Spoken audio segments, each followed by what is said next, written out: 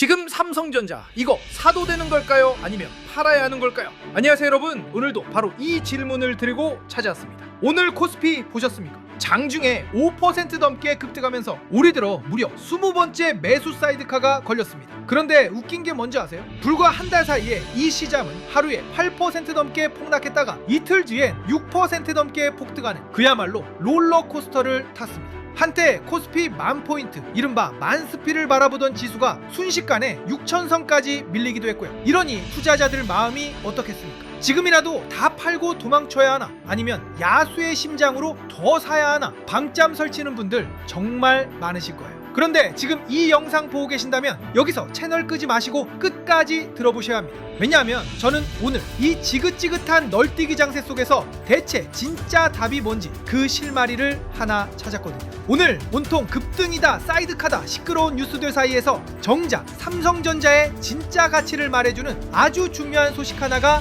조용히 묻혔습니다. 그것도 국내가 아니라 저 멀리 해외에서 날아온 소식이에요. 세계에서 가장 깐깐하기로 소문난 어떤 기관이 어젯밤 삼성전자에 대해 의미심장한 평가를 하나 내렸습니다. 이게 뭔지, 왜 이게 지금 물려 계신 분들한테 그렇게 중요한지 오늘 영상 중반에 정확하게 짚어드리겠습니다. 그러니까 오늘 영상은요, 단순히 몇 퍼센트 올랐다는 결과만 확인하고 끄는 그런 영상이 아닙니다. 지금 삼성전자가 진짜 싼 건지 비싼 건지 그 논쟁의 양쪽을 다 들려드리고, 그래서 여러분이 이 요동치는 장에서 어떻게 대응해야 할지까지 통째로 정리해드리는 영상이에요. 그래서 중간에 끊으시면 가장 중요한 부분을 놓치게 됩니다. 영상 시작하기 전에 구독과 좋아요 한 번씩만 꾹 눌러주세요. 여러분의 그 작은 클릭 하나가 저한테는 이런 영상을 계속 만들 수 있는 큰 힘이 됩니다. 자, 그럼 바로 시작하겠습니다. 먼저 지금 시장이 어떤 상황인지부터 냉정하게 짚고 가겠습니다. 방금 말씀드렸듯이 지금 코스피는 역사에 남을 만한 변동성을 겪고 있어요.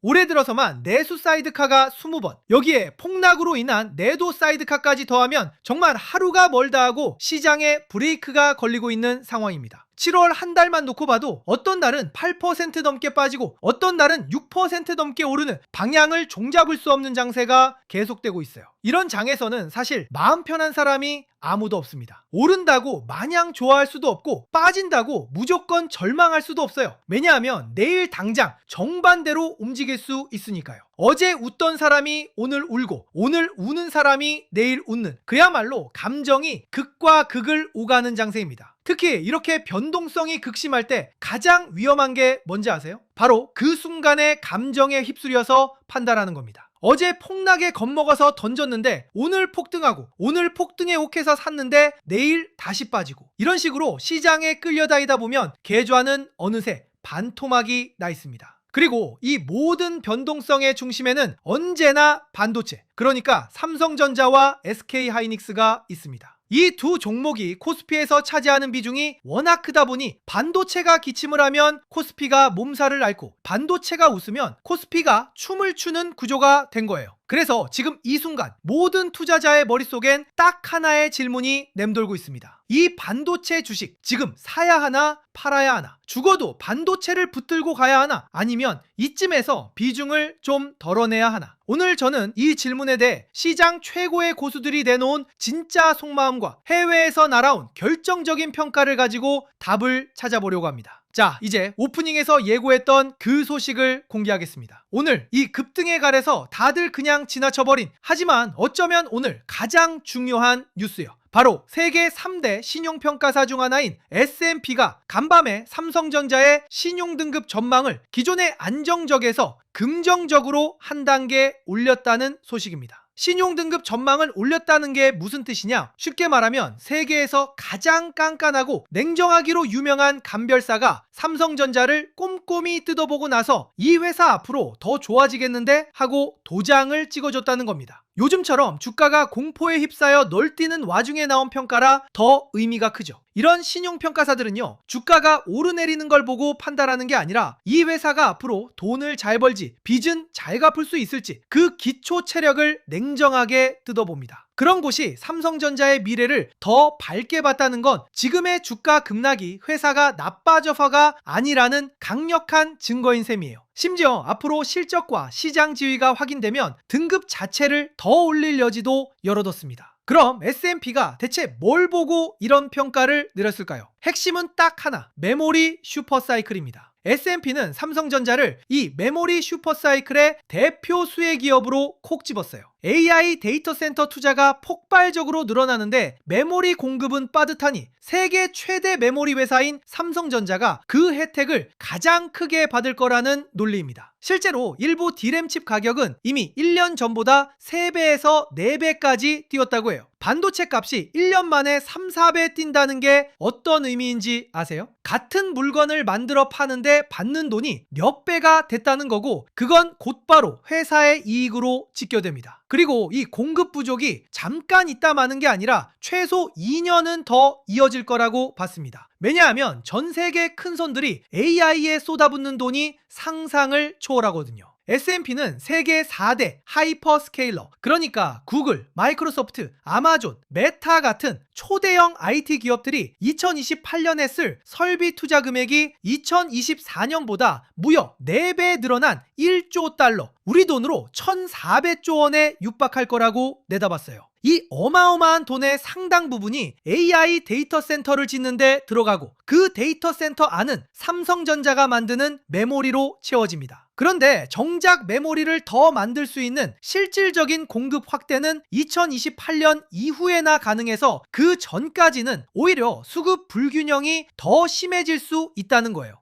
수요는 폭발하는데 공급이 못 따라가니 만드는 쪽이 절대적으로 유리한 판이 펼쳐진다는 겁니다.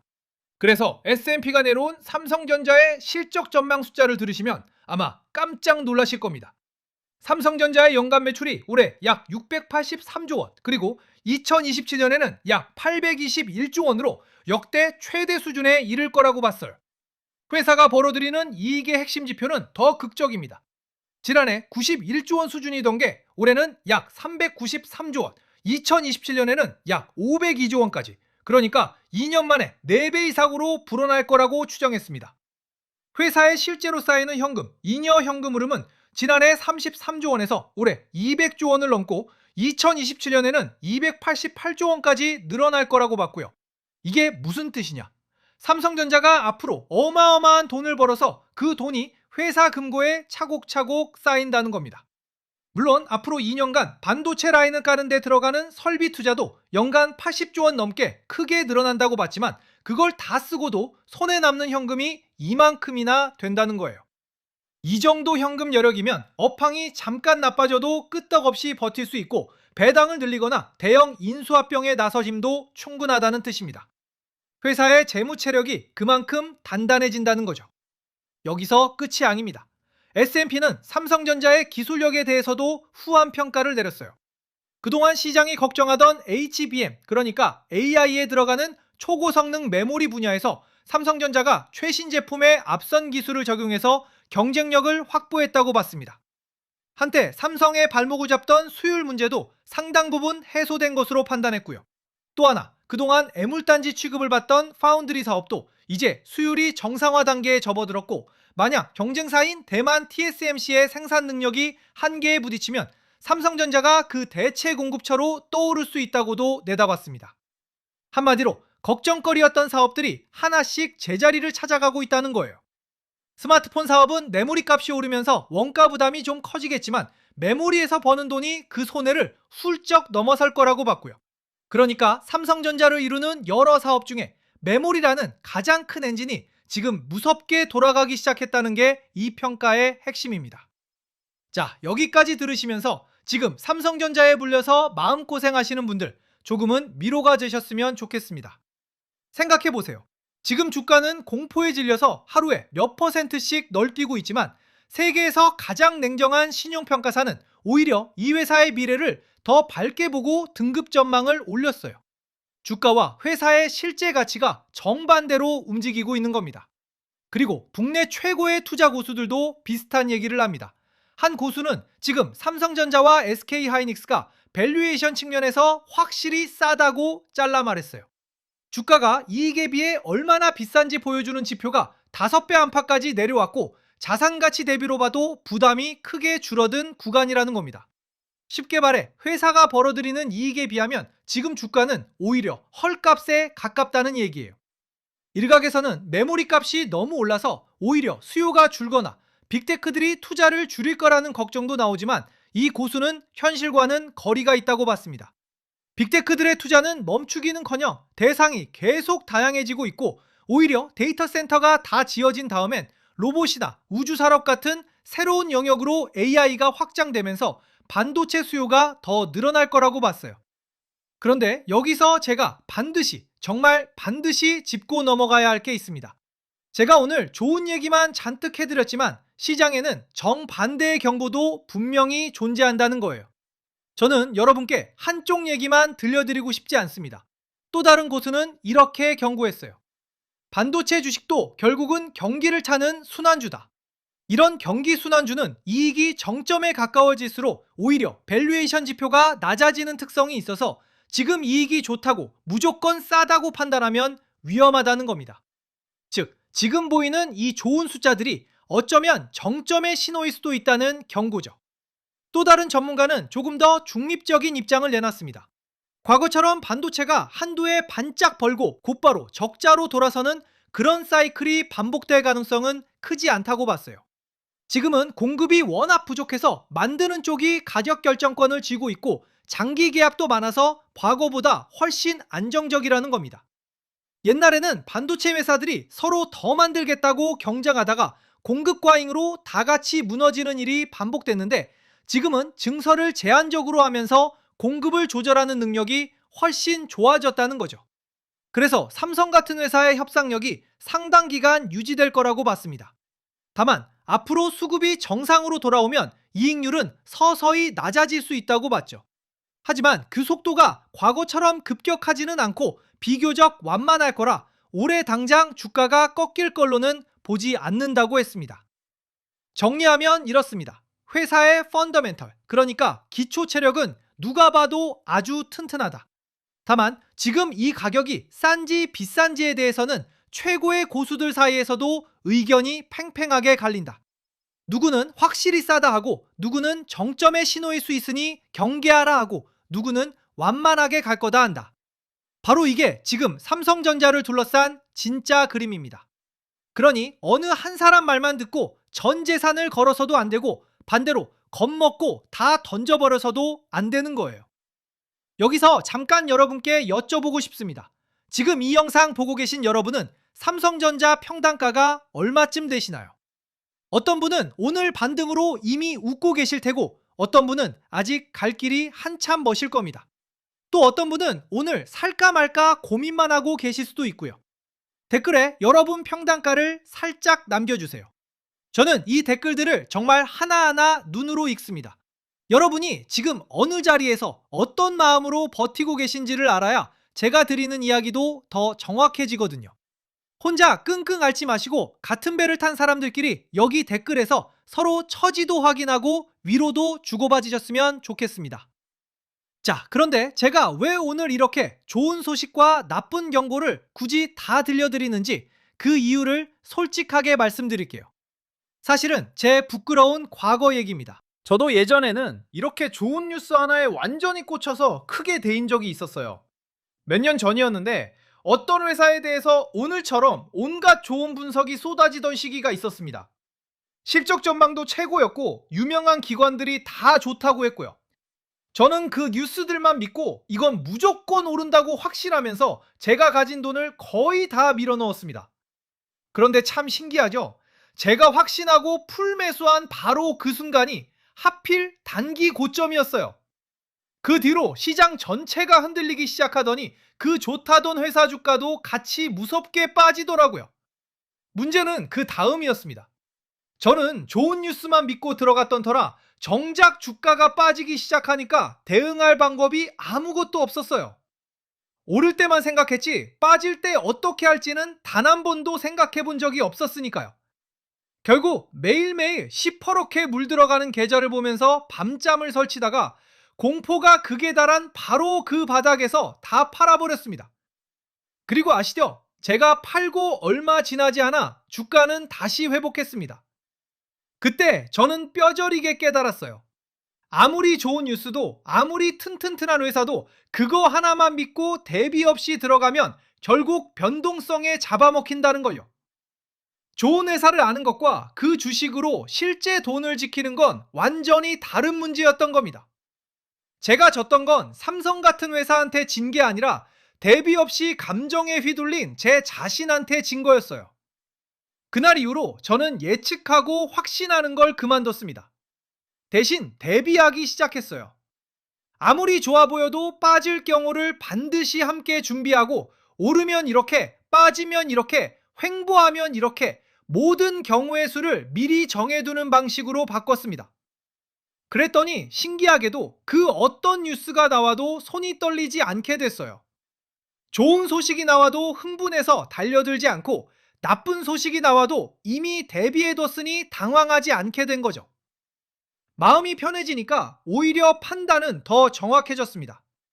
그래서 지금처럼 삼성전자의 펀더멘털은 튼튼하다는데 밸류 논쟁은 팽팽하고 게다가 시장은 하루가 멀다 하고 사이드카가 걸릴 만큼 미쳐 날뛰는 이 상황에서 제가 여러분께 꼭 드리고 싶은 게 있습니다. 복잡하게 빙빙 돌려 말하지 않고 딱 바로 말씀드릴게요. 핵심은 이겁니다. 시장은 아무도 예측할 수 없습니다.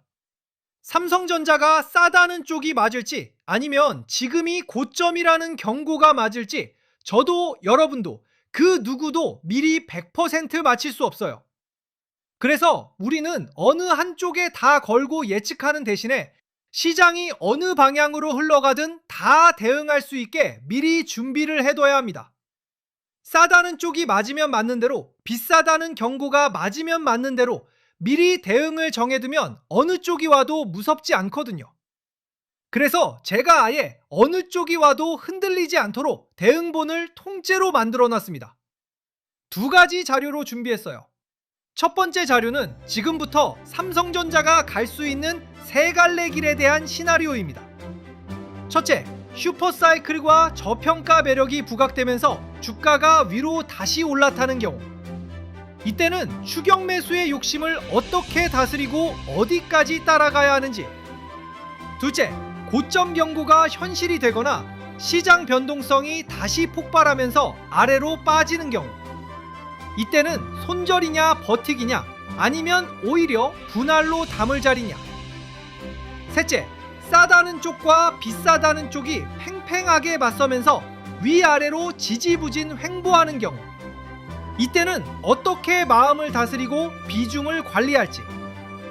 이 세 가지 각각에 대해서 그러면 나는 구체적으로 무엇을 해야 하는지를 상황별로 정리해 놓은 자료예요. 오르면 오르는 대로, 빠지면 빠지는 대로, 옆으로 기면 기는 대로 어떤 상황이 와도 당황하지 않게요. 두 번째 자료는 과거 급락 차트 사례 매칭입니다. 지금 여러분이 겪고 있는 이 급락과 급반등, 사이드카가 20번씩 걸리는 이 극심한 변동성의 모양이 과거 어떤 국면과 가장 닮았는지를 찾아서 나란히 대조해보는 자료예요. 삼성전자도 코스피도 이렇게 크게 빠졌다가 튀어오르는 국면을 지난 수십 년간 수도 없이 겪었습니다. 그때마다 어떤 신호가 나왔을 때가 진짜 바닥이었고 어떤 모양일 때 다시 무너졌는지가 차트에 고스란히 기록돼 있어요.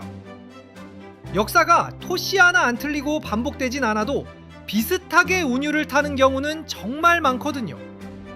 이걸 보면 지금 내 자리가 어디쯤인지, 지금이 팔 자리인지 버틸 자리인지 감을 잡는 데 큰 도움이 됩니다. 받아보시는 방법은 어렵지 않습니다. 이 영상 댓글에 여러분이 지금 들고 계신 종목 이름과 평단가를 함께 남겨주세요. 삼성전자뿐만 아니라 SK하이닉스든 코스피, 코스닥 어떤 종목이든 다 준비해뒀습니다. 종목과 평단가를 남겨주시면 그 종목이 과거 어느 급락 차트에 어느 지점과 닮았는지 대조해서 세 갈래 시나리오와 함께 정리해서 전해드리겠습니다. 그리고 미리 안심시켜 드릴 게 하나 있어요. 자료를 정확하게 전해드리는 과정에서 제가 직접 전화를 드리는 경우가 있을 수 있습니다.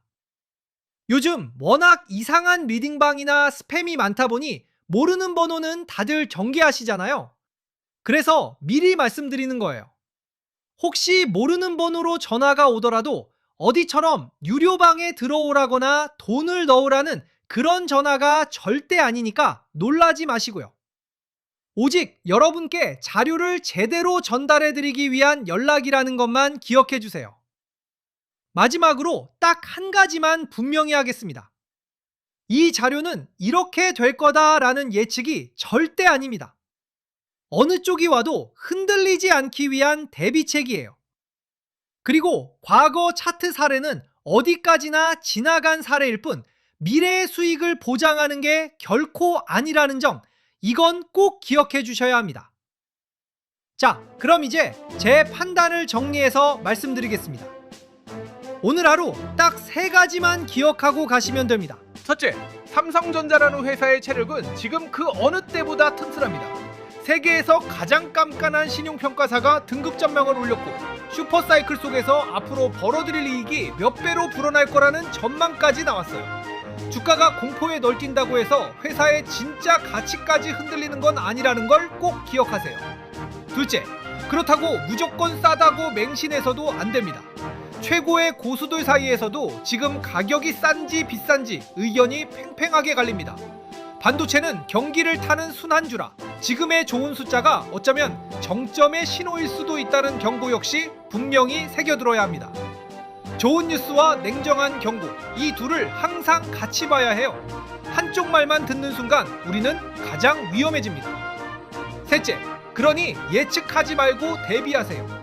싸다는 쪽이 맞을 때, 비싸다는 쪽이 맞을 때, 그리고 지루하게 횡보할 때 각각 어떻게 할지를 미리 정해두면 내일 시장이 어느 쪽으로 튀든 여러분 손은 떨리지 않습니다. 판단은 예측이 아니라 대비에서 나옵니다. 겁먹고 도망친 사람은 바닥에서 팔고 미리 준비한 사람은 그 자리를 지켜냈다는 걸 저는 지난 수많은 하락장에서 몇 번이고 봤습니다. 튼튼한 회사, 그러나 팽팽한 논쟁, 그리고 미쳐 날뛰는 변동성. 지금 삼성전자를 둘러싼 이 3가지가 앞으로 여러분의 대응을 시험할 겁니다. 하지만 준비된 사람에게는 이 변동성이 위기가 아니라 오히려 기회가 될 수 있어요. 시장이 이렇게 공포와 탐욕 사이를 오갈 때야말로 미리 대응보를 갖춘 사람과 그렇지 않은 사람의 계좌가 확 갈리는 법이거든요. 여러분은 오늘 이 영상으로 이미 절반은 준비하신 겁니다. 저는 다음 영상에서 시장이 어느 쪽으로 움직였든 또 냉정하게 짚어드리겠습니다.